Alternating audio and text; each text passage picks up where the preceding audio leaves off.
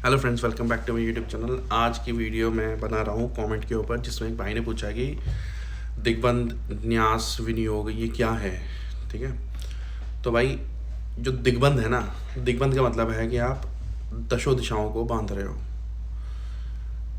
और जो न्यास होता है तो उसका मतलब होता है कि आप उस डेइटी को अपने उन फिंगर पार्ट्स में, हार्ट में, जगह जगह पे इंस्टॉल कर रहे हो। हर देवी देवता का न्यास, करन्यास, षडन्यास ये सब अलग होता है। मैं आपको एक एग्जांपल बताता हूँ। एग्जांपल ये है कि मान लो आपको क्रीम जो है, क्रीम कालिका, आपने संकल्प करा कि मेरे को सबसे पहले आप किसी भी गुरु के पास जाएगा, वो आपको बीज मंत्र देगा। बीज मंत्र क्यों देगा? क्योंकि बीज मंत्र के बिना कोई भी मंत्र नहीं चलता। और अगर बीज मंत्र आपने नहीं साध रखा है, आपने जगा नहीं रखा है, तो जो भी बड़ा मंत्र आप करोगे उसे जगाने में बहुत टाइम लग जाता है। तो सबसे पहले बीज मंत्र जगाया जाता है, जैसे कि क्रीम शब्द, क्रीम मंत्र है। ठीक है, तो क्रीम मंत्र में आप सबसे पहले क्या करते हो? सबसे पहले तो आप संकल्प करोगे, फिर आप दिग्बंध करोगे, यानी कि दशों दिशाओं का बंधन करोगे। दशों दिशाओं के बंधन में आपका आसन बंधन भी आता है। आपका जो 10 दिशाएं हैं वो उसका मंत्र होता है, जिसको पहले जगाना पड़ता है। तो इसीलिए जो साधनाएं होती है ना, तो गुरु क्या करते हैं, सबसे पहले आपको ये चीज़ें, आपको पहले आसन का मंत्र सिद्ध करवाएंगे। और इन्हें सिद्ध करने में बहुत टाइम लगता है, बहुत जल्दी सिद्ध हो जाते हैं। बहुत जल्दी सिद्ध हो जाते हैं। और फिर दशों दिशाओं का बंधन का मंत्र बताएंगे, फिर तुम्हें वो सिद्ध करना है। वो सिद्ध करने के बाद आपको ये जो शिखा होती है ना, इसका बहुत बड़ा महत्व होता है। मैं दिखाता हूँ आपको।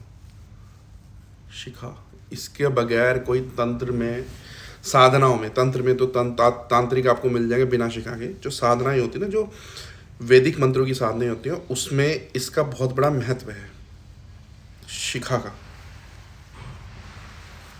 क्योंकि इसमें आपको ये मंत्र से शिखा का बंधन भी होता है।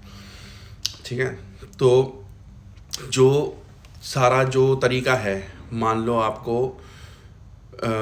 दिग्बंध हो गया कि आपको दशों दिशाओं का बंधन करना है। दशों दिशाओं में आपकी जो 4 दिशाएं होगी ये आ गई, फिर उसके बीच में जैसे नॉर्थ ईस्ट साउथ वेस्ट ऐसे 4 वो आ गई, एक दिशा ऊपर एक दिशा नीचे। तो उसमें मंत्रों के साथ साथ आप पीली सरसों लेते हो, पीली सरसों में फूंक मारते हो उस मंत्र का, और अपने सारे तरफ फेंक देते हो, ऊपर नीचे सब जगह फेंकते हो, ताकि वो दिशाएं बंध जाएं। अगर आपको दिग्बंध सही करना आ गया तो आप फिर किसी भी जगह पे, चाहे शमशान में चले जाओ, कहीं चले जाओ, आप कहीं पे भी बैठ के साधना कर सकते हो, आपको कोई हानि नहीं होगी। डिपेंड करता है कि आपका दिग्बंध कितना स्ट्रांग है। फिर आता है आपका न्यास। ठीक है, तो न्यास जो होते हैं वो अलग अलग प्रकार के होते हैं। जैसे करन्यास, करन्यास का मतलब होता है जब शक्ति को फिंगर पे स्थापित करा जाता है मंत्र पढ़ के।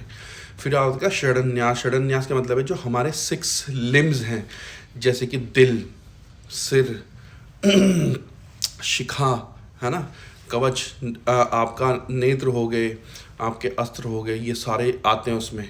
ठीक है, और मैं आपको एक एग्जांपल दे के बताता हूँ। ठीक है, अब जैसे आपने विनियोग में आपने करा, कोई भी हर शक्ति का न्यास, विनियोग, करन्यास, षडन्यास अलग होता है, क्योंकि वो उस शक्ति के नाम से करा जाता है। ठीक है, मैं आपको एक एग्जांपल बताता हूँ कि अगर आप विनियोग कर रहे हो काली के मंत्र का, तो उसमें जैसे कि आपका आएगा भैरव ऋषि नमः शिरसी, उष्णीक चंडे नमः मुखे। फिर आपको उस जगह टच करना है। फिर करन्यास में ओम क्राम अंगुष्ठभ्याम नमः, ओम क्रीम तर्जनाभ्याम नमः, फिर आपको ये टच करने हैं।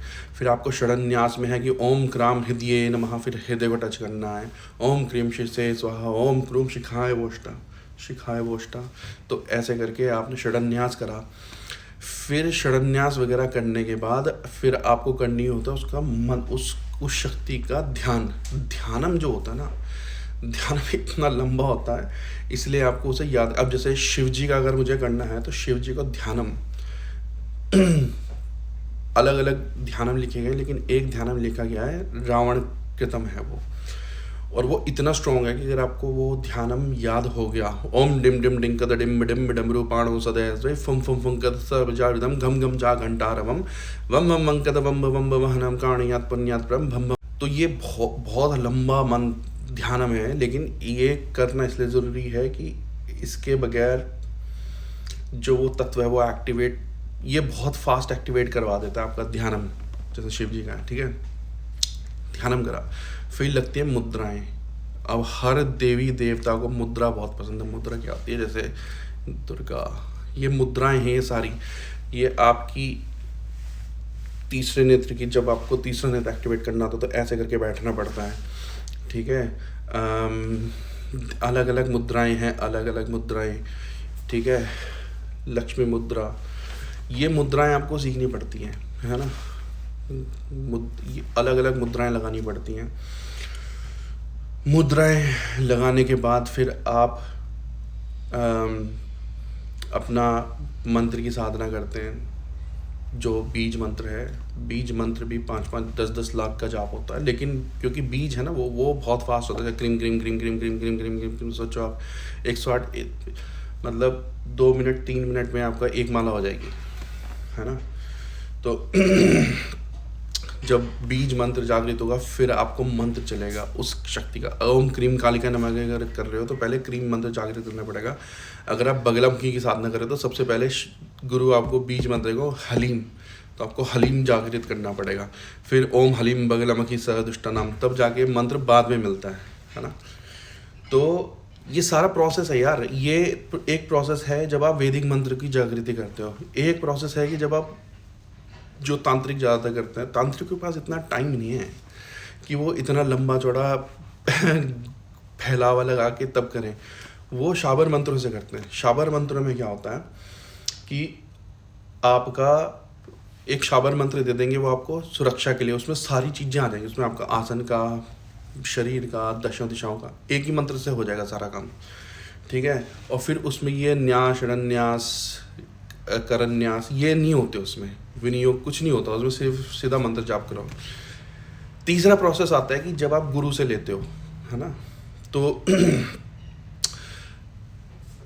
ये डिपेंड करता है। अब जैसे मैंने जब साधना सीखी थी, साधना करनी जो मेरे जो गुरुजी ने सिखाई थी, तो उन्होंने मुझे बीज मंत्र की शुरू करवाया था पहले, लेकिन एक शाबर मंत्र उन्होंने भी मुझे जगाने के लिए कहा था। सबसे पहले शाबर मंत्र की साधना दी थी, लेकिन उन्होंने, जो मैंने अपनी पिछली वीडियो में बताया कि उन्होंने कहा कि भाई पहले कवच, दुर्गा कवच,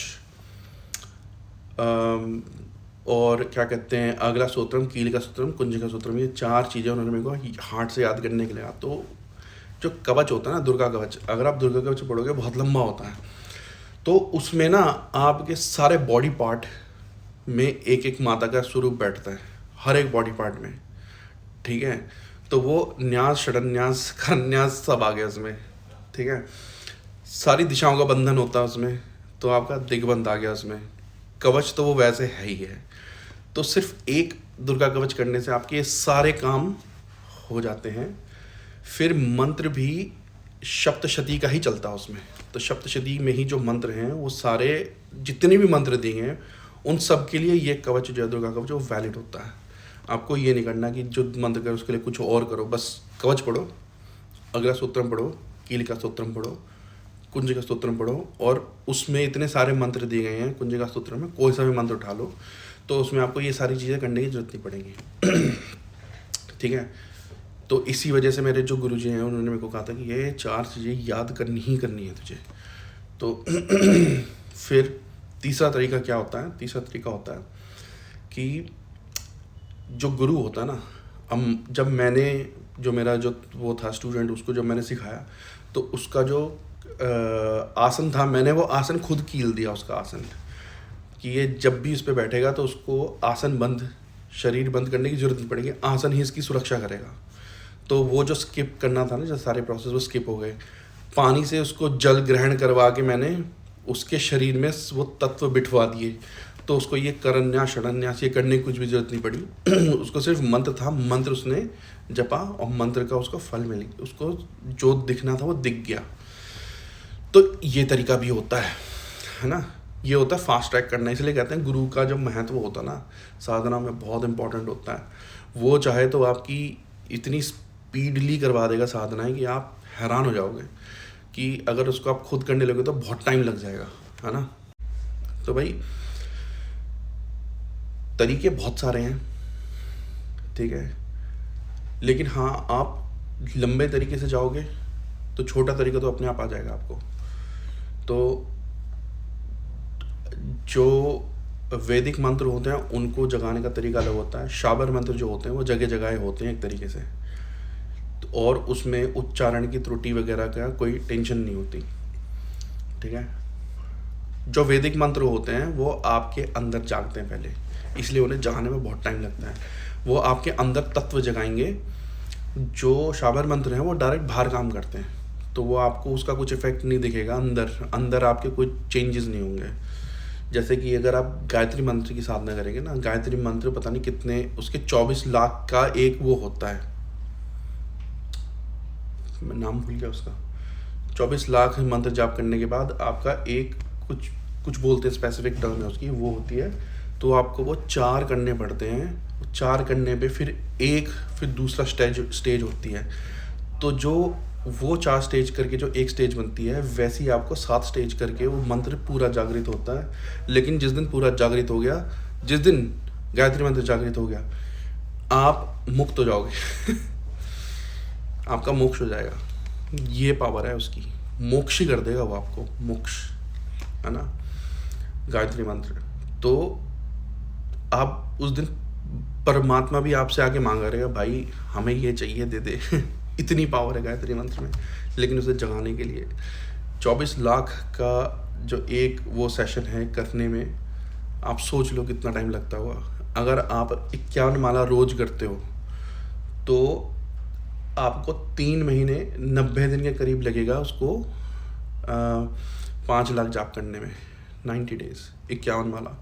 और भाई साहब 51 माला अगर आप ढंग से गायत्री मंत्र का जाप करना, आप 51 माला कर नहीं सकते एक दिन में आप कर नहीं सकते, आपको 18 घंटे लग जाएंगे करने में, 17 से 18 घंटे लग जाएंगे 51 माला करने में, क्योंकि इसमें उसको उच्चारण करके करा जाता है। सोचो तो कितना लंबा टाइम लगेगा। फिर उस 24 लाख के जो सत्र हैं वो 4 सत्र मिला के कुछ एक वो बनता है, वैसे आपको 7 करने हैं। तो सोचो यार 1-1 करोड़ की, मतलब 7 करोड़ करना है आपको जाप उसका, भाई लाइफ टाइम निकल जाएगा, कितना लंबा टाइम लगता है। लेकिन जिस दिन वो जाग गया उस दिन आप मुक्त हो, मुक्त कर देगा वो आपको।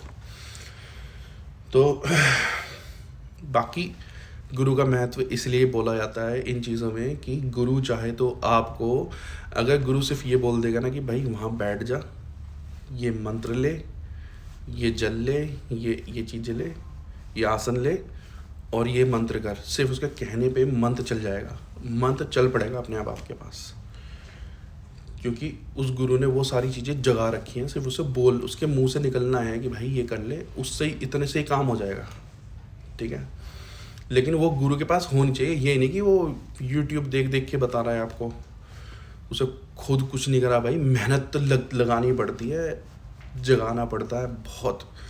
अब जो मेरे गुरुजी हैं जिनसे मैंने साधना सीखी थी पहले 10-12 साल पहले, वो 7 साल की उम्र में उन्होंने ये ले लिया था, जोग वगैरह ले लिया था, और वो नाथ समुदाय में चले गए थे, तो वहीं पे पले बढ़े थे। तो सोचो उन्होंने 20 साल फुल ऑन इस चीज़ में साधनाओं में लगाया, 20 साल, और ऐसी ऐसी साधनाएं करें मैं बता नहीं सकता, आप सुन नहीं पाओगे और मैं बता नहीं पाऊँगा, ऐसी ऐसी साधनाएं करी हैं।